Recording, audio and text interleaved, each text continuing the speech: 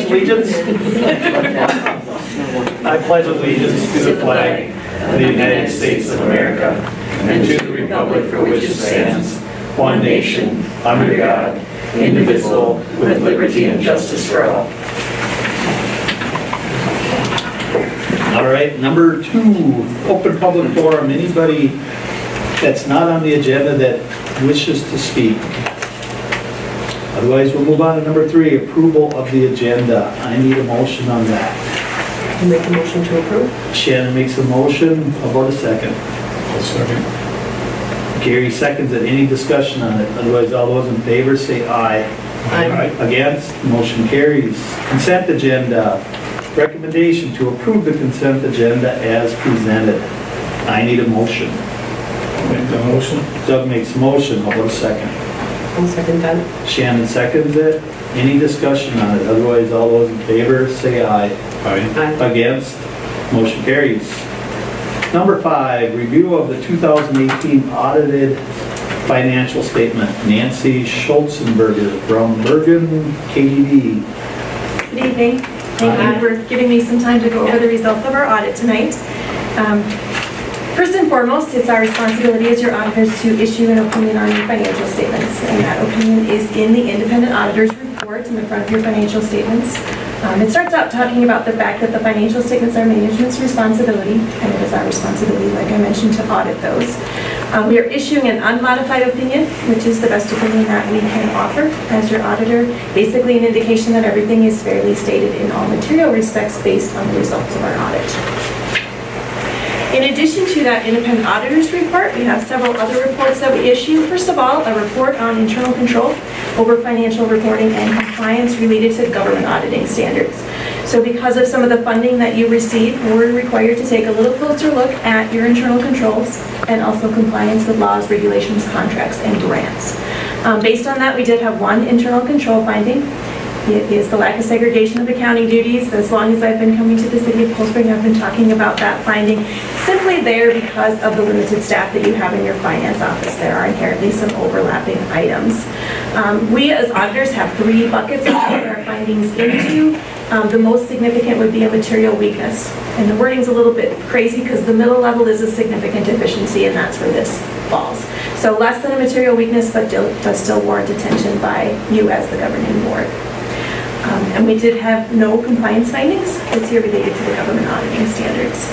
And then the last official report that we have is a report on Minnesota legal compliance.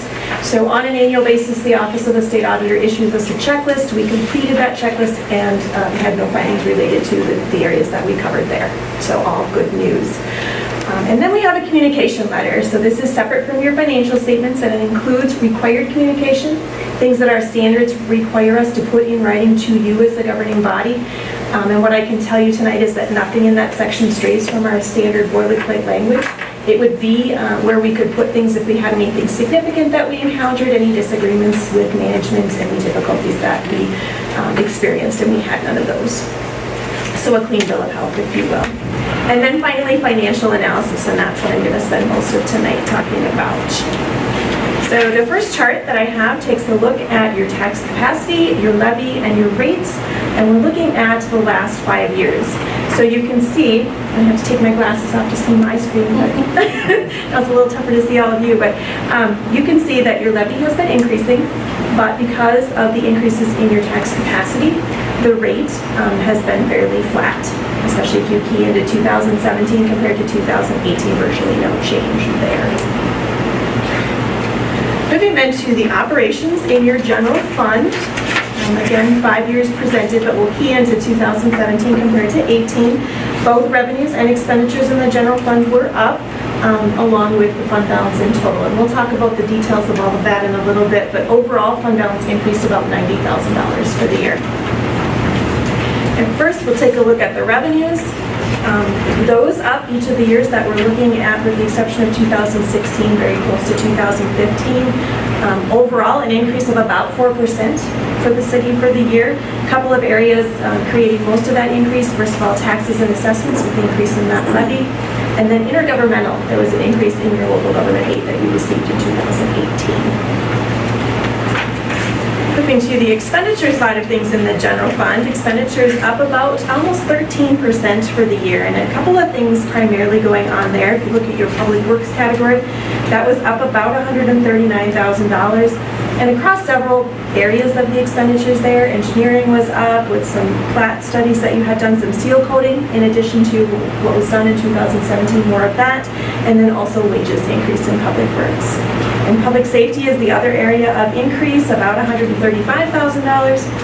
A lot of that had to do with open positions that were there for 2017, so 2018 is more of a full year of wages related to that, and then also repairs and maintenance up in that category as well. If we look at the general fund and we compare the budget to actual results, you can see that there was a positive overall variance for the general fund. You had anticipated that your fund balance would decrease by about $58,000. In actuality, you increased your fund balance by about $90,000, so a nice positive variance there. And if we look into the reasons for that, moving up to the revenues, total revenues about 3.1% over budget. The only category that really is significant and not even that significant is your charges for services, and that just has a lot to do with conservative budgeting in that area. When you're looking at zoning and subdividing and those administrative fees, those can vary significantly year to year, so conservative budgeting there. And then if we look at the expenditure side of things, those were very close, just 2.5% under budget overall, and most of that coming in the public safety category, with building inspections being under budget for the year. Again, positive operating results for the general fund. One last chart on the general fund that takes a look at your cash and investments and your fund balance. The two lines on the top are the total fund balance and the cash and investment balance, and you can see they mirror each other based on the current focus that you measure things at. In the middle, the blue line there, that is your unassigned fund balance. So we've subtracted out about $500,000 that's been set aside for future capital outlay, and this is what's available for spending at your discretion. And then we compare that to the bottom line, which is the fund balance policy, or the 50% of your expenditures that your policy outlines as a minimum, and you can see that you have exceeded that in each of the years that we're looking at. At the end of the year, that unassigned number represents about 10 months expenditures.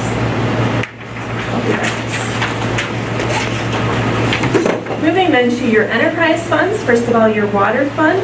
In 2017 and 2018, this fund had positive operating income with and without depreciation. And we look at it both ways because depreciation is a non-cash item, but does allow you to, as your assets are depreciating and being used up, allow you to set aside funds for the future if your operating income covers that. So it's good to see that for the last 2 years, that's what you're seeing. Revenues and expenses were up in this fund. Almost 22% on the revenue side and 16% on the expense side. For revenues, that had a lot to do with additional lines and connections and usage in the water fund. And on the expense side, additional wages, depreciation was up a little bit, and then also the costs that go along with those additional services being provided. If we look at the net position or the equity, the value of the water fund in total, that was actually down about $44,000. And we had the positive operating results, but this fund does have significant transfers out to cover some of the debt related to the improvements in this one. So that's what you're seeing here. And you can see that if you look to the bottom portion of the net position, that's the unrestricted or the amount available that did decrease for 2017 and 2018. The good news is your net investment in capital assets is going up, so theoretically those assets will have value once they're depreciated. They will have value. They won't be fully depreciated once the debt is paid.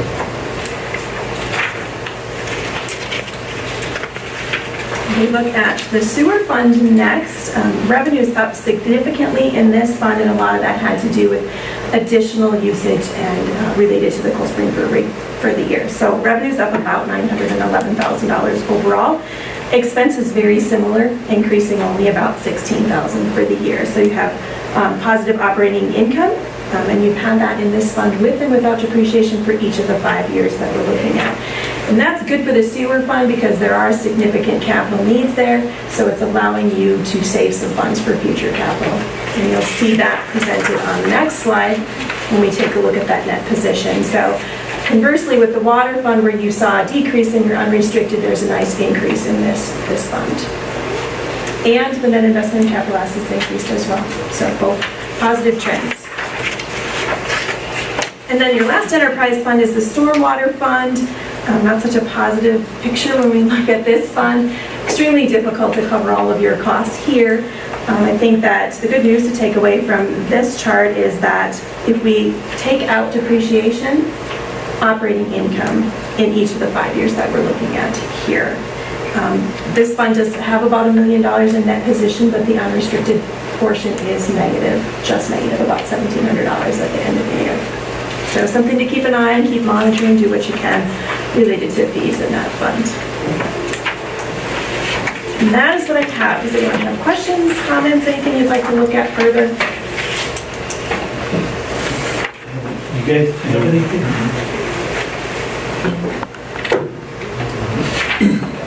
Then I'll read the recommendation. Recommendation to approve the 2018 audited financial statement as presented. I need a motion on that.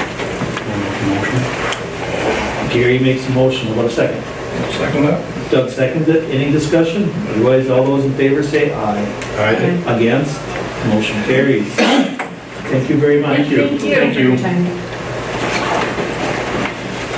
Number 6, Public Works Director Report. John Stevie, along with Brian Mitchell.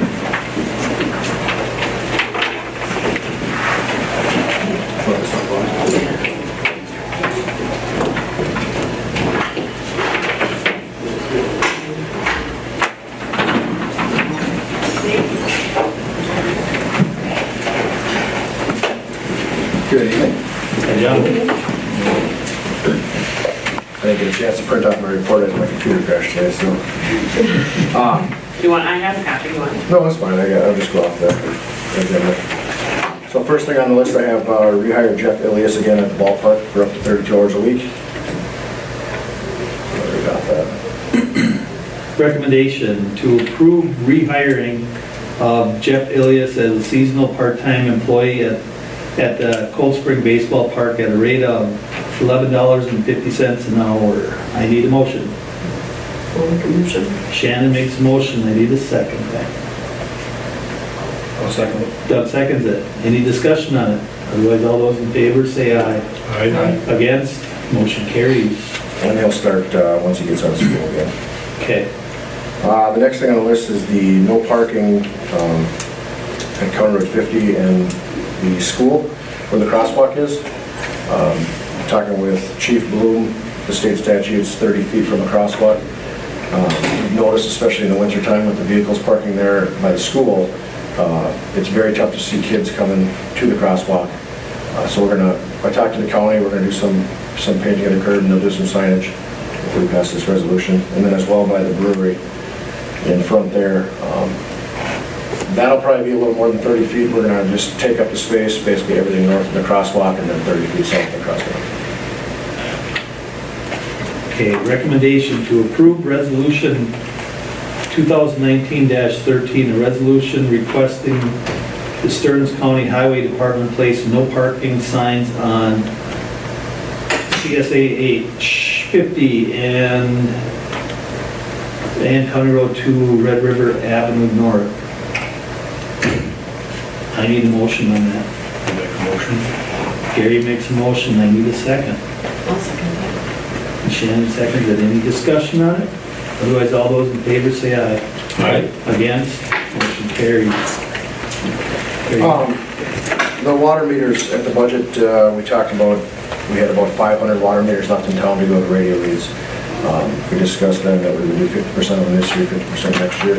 So I did get a quote from our meter distributor, Dakota Supply Group. We went to a new radio that was actually cheaper than the old ones. What we did with that, we had to buy a new, basically it's an iPad to read the meters.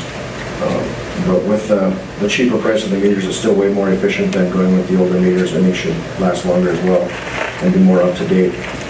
The DSG quote was $51,635, and then we did get a quote from Midwest Testing to come in, install all the meters. They'll be in and out of town in less than 2 weeks. Basically, all we have to do as staff is, if they have a problem where they can't shut a meter off or a valve, which does happen, especially, after 20 years of not getting work, they'll turn it and it doesn't work, or it starts leaking. We'll have to go shut it off at the curb to help them out a little bit, but this way we can get them in, doesn't take up much staff time, and then they're done. And that quote for Midwest Testing was $20,837.50. And I definitely think it's the route to take. It's just gonna make us way more efficient at other things instead of spending 2 to 3 days with 3 staff members every single 2 months reading meters. Recommendation to approve the purchase of 250 Camstrip water meters from Dakota Supply Group at a cost of $51,635, and for the installation by Midwest Testing at a cost of $20,837.50. And furthermore, for the total of $72,472.50 to be paid out of the capital expense budget line item 6413 of the water department. I need a motion on that. I'll make that motion. Doug makes a motion, I need a second. I'll second. Gary seconds it, any discussion on it? Otherwise, all those, none? I do have a It's question. okay, go ahead. Do you know, I'm just trying to recall what exactly the budget was that we set aside for the meters and then and the installation. I'm assuming we're coming in under with both of them together. It was $75,000. Okay. That's actually what, that's the number that Brad used to Okay. come up with the 250. It actually worked out really well. If we went with the old style meters, we wouldn't have been able to do half the town for that budget, with the installation prices being the way they were. Right. So this actually works out really well, so. Okay, that's all I wanted to do. Sure. Any other discussion? Otherwise, all those in favor say aye. Aye. Against? Motion carried. Little pilot study, well update. I think in my report I did note that well 7 took the crap on us again. The motor, for whatever reason, went out again, same ground fault. We let Tyne Well know they are gonna switch companies now and go with a totally different pump. We've been working with Stantec and IPS on motor ratings and things like that. We should see a new pump in there within the next week or so. We told them it's pretty urgent with hydro flushing coming up and things like that. We won't have that well done, so. I talked to Chuck, he's got, I think, waiting on one more thing to approve on it, and should have approval. I think it was motor installation is what they're looking at, so. No idea why that's happening, but hopefully it's just deficiency with the Grundfos pump that they've been putting in. So they're switching to a Hitachi pump now. Hopefully we have better luck with that moving forward. The pilot study's been going fairly well. When the brewery's running Monster Energy drinks, they're doing more CIPs, and we're getting longer run times, which is good, but they're not always doing Monster, so we ran into some technical difficulties where there was only 8-minute run times on our well line, and then, of course, the pilot study runs off the well. So we've come up with a new plan to create longer run times. AdEdge from Georgia, they wanted us to put in some holding tanks, and it would have been quite cost effective. So we're going a different route, and instead of putting in a whole collaboration inside the brewery that's temporary, we're going to put in another set point in the radios. They have a pasteurizer that runs at a lot lower rate than their RO systems. So we can put a set point in for the pasteurizer, which then will allow for longer run times. So we're hoping to do that for under $500.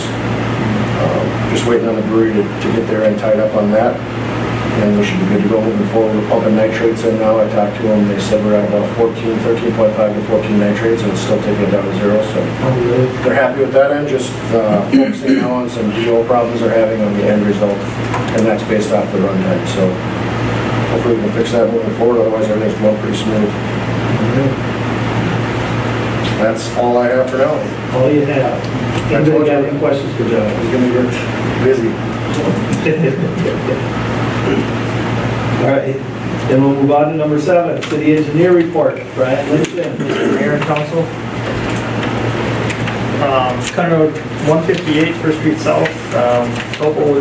The initial topo has been complete. We've started looking at what we got from Crone, just kind of starting our design on that.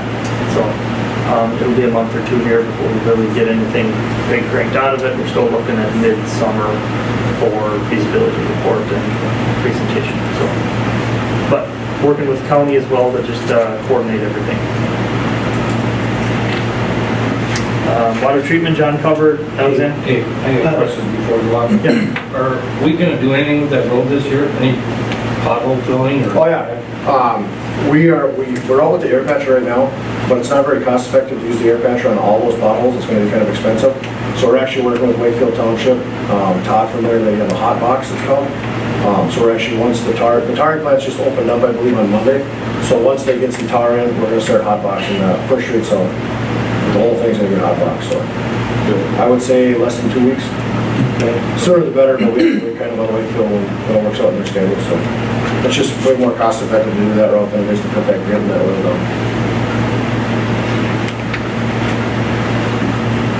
Alexander Park, we've got site plans, and the addendum are all to the foundation. Got the electrical, the one I just got today was electrical and some splash pad stuff. The other site plans they had, I believe, last week, they were right around then. So I think they have all of the plans that Stantec is going to provide for the park. Right now, the coordination is up to the foundation. As far as I know, they've kind of started going out for quotes, so they want to start soon. And then River Links construction on 4th edition, construction has started. They're on sanitary sewer right now, so moving right along. That's all I have. All right. Any questions for Brian? Please thank you guys very much. Number 8, Police Department report. Chief Bloom. Mayor, Council, good evening. We start off with monthly report for April. In the city of Cold Spring, we had 316 total incidents, 27 medicals, 7 suspicious activities, 173 traffic stops with 189 warnings and 59 violations. And in those traffic stops, we had 4 narcotics violations, 3 felony arrest warrants, and 3 other alcohol violations. And then 109 miscellaneous calls for service. In Richmond, we had 106 total incidents, 4 medicals, 2 suspicious activities, 54 traffic stops with 53 warnings and 13 citations, and 46 miscellaneous calls for service. We started a hiring process back in the fall, and finally ready. We got through the background check and all the needed stuff to move forward on that, so I have a recommendation for hiring for the part-time position of Andrew Bregelman. Recommendation to approve the hiring of Andrew Bregelman as a part-time police officer at a rate of $20.60 per hour. I need a motion. I'll make a motion. Gary makes a motion, what a second. I'll second it. Shannon seconds it. Any discussion on this? Otherwise, all those in favor say aye. Aye. Against? Motion carries. Wasn't available tonight, but hopefully be able to get him in here and introduce him to you guys at some point in the near future. So, Does that fulfill your staff up there? yes. Yep, we should be good right now. Okay. Be doing a mock crash, and we've got signs up. I think there's one by the roundabout, there's one in front of City Hall right now. We're doing a mock crash on June 13th. There'll be a free meal, which is donated by some of the local businesses. I don't want to start naming because I know I'm going to forget some, but I'd like to thank them. But it'll be on the 13th, starting at 5:30 on the north side of the elementary school. And then the mock crash will start at 7. So it's open to the public, anybody can come and watch. We'll have a number of different, and we'll be law enforcement there, a number of fire department rescue teams, ambulances and everything that would actually go into a whole event. So anybody interested, just looking for them to come out and take a look. Also, bike rodeo, the one for in Cold Spring that was supposed to be on May 8th, we had the snowstorm that day, so that got canceled. Looking at possibly rescheduling that, but we also have one in Richmond at Centennial Park on the 22nd, starting at 5 p.m. for anybody that wants to come out to one of those. Then we also have Big Truck Night, which is this Thursday at 6 p.m. It sounds like there's a number of other events going on around town, so hopefully we get a good turnout for that. But come out, take a look at the squads, some of the big equipment and a number of pieces out there for people to look at. So that's all I have. Any questions for Jason? Thank you very much. Thank you. Number 9, city administrator report. Just wanted to give you an update. Last week, the county invited was 11 cities back to a second meeting about the absentee voting, wanting those 11 cities to conduct in-person early voting the week before each statewide election. So next year, before the presidential primary in March, the state primary in August, and then the general election in November. It was reminded quite forcefully to us that if the county says you do it, you have to do it. And so they're offering us $727.50 for each statewide election, which is one election judge at their rate of $15 an hour for those 7 days. And so they are putting together a proposed agreement that they will send to us. And it sounds as if they are planning to use 2020 for these 11, and they may push it out to all the cities by 2024. So, yes, it is generous that they're giving us assistance when they told us they don't have to. So, that is what it is, but we will be doing that in-person absentee balloting here at City Hall the Tuesday before each one, starting on the Tuesday before each general election. So it'll be Tuesday, Wednesday, Thursday, Friday, all day long, Saturday from 10 to 3, and then Monday is 8 to 4:30. The week before, the day before on that Monday is 8 to 5. So, and between staff and I and our election judge, we'll make it work. But I just wanted to let you know that. And that is all I have. All right. Then we'll move on to number 10. List of bills and additions. Recommendation to review and accept payment of the accounts payable according to the list and supplemental list presented by city staff. I need a motion. I'll make a motion. Gary makes a motion. I need a second. I'll second it. Doug seconds it. Any discussion on that? Otherwise, all those in favor say aye. Aye. Against? Motion carries. Number 11, general questions and comments from city council. Doug? No. Shannon? Not this evening. Gary? I have none either. Then we will move on to number 12, closed meeting pursuant to Minnesota statute section 13D.05 subdivision 3C3 to consider an offer on part of a property with parcel identification number 36.23617.0000 and a closed session pursuant to Minnesota statute sections 13D.05 subdivision 2A4 to review and discuss an individual's private medical records.